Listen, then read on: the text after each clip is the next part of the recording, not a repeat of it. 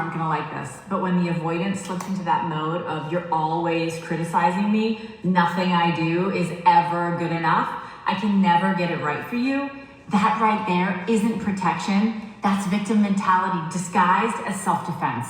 And here's the truth. You cannot have a healthy relationship without feedback. Feedback is how intimacy grows. If you're in a partnership, there has to be room for both people to say, hey, that thing hurt me, or this pattern isn't working for me.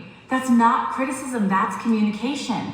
But what often happens is the avoidant partner hears it through an old wound. They think, oh, you're attacking me, when really their partner's saying, I want to feel closer to you. No one's asking you to read minds, especially if your partner's more secure. They will tell you what they need. The work is learning to stay regulated when that happens. Because your reactivity, it's probably tied to an earlier story maybe you grew up with, being harshly criticized, taught that needing reassurance meant you were weak. But when you don't pause to notice that, you end up pushing away the person trying to connect with you. And here's the painful part. When a secure partner keeps being told they're too much, they're too needy, they're too critical, just because you can't sit with discomfort, it chips away at them and they start questioning themselves. And that's how avoidant defensiveness slowly pulls the relationship off balance. If that sounds familiar, it doesn't mean you're broken. It means there's work to do. Work on tolerating feedback without collapsing into shame, because feedback is how love matures, how trust is built, and how two people evolve together.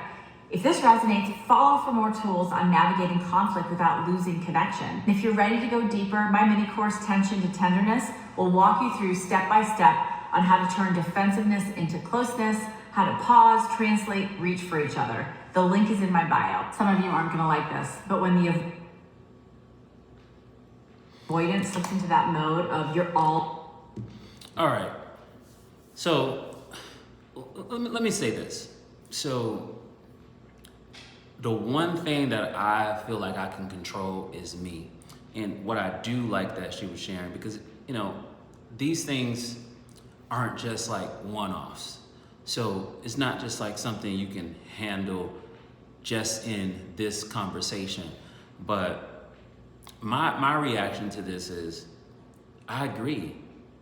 And the one thing that we can control is ourselves. And with that, it's important for us to be aware of ourselves, to be aware when we are not sitting with critique, not sitting with feedback, because it's important. And it's not just, of course, she's talking about a relationship, but when we look at it from just like a life perspective, like where life revolves around relationships to some degree, but she's talking like about a romantic relationship. But when we just look at a working relationship, when we look at family relationships, when we look at friendship relationships, when we look at self relationships, like how we have a relationship with ourselves, all of those relationships require feedback to help us grow.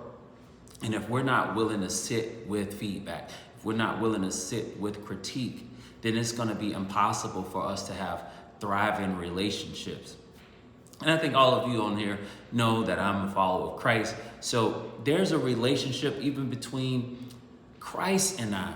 And there's feedback, there's correction, there's rebuke. All those things happen. So it's important to understand, like, sitting with feedback is not just a spiritual thing, it's a practical thing, it's a relational thing. It's not tied to like you being a bad person or me being a bad person. It's part of development. It's part of, growing and, seeing where these problems come from too, to help find a solution. And I agree, just being avoidant, being defensive is not a healthy approach to life in general. It's not a healthy approach in friendships. It's not a healthy approach in romantic relationships. It's not a healthy approach for work relationships. It's just not healthy. So visiting that place and sitting with it allows us to control what we can control, which is ourselves, our development, our growth, our awareness, and our ability to, receive feedback and take it and learn from it.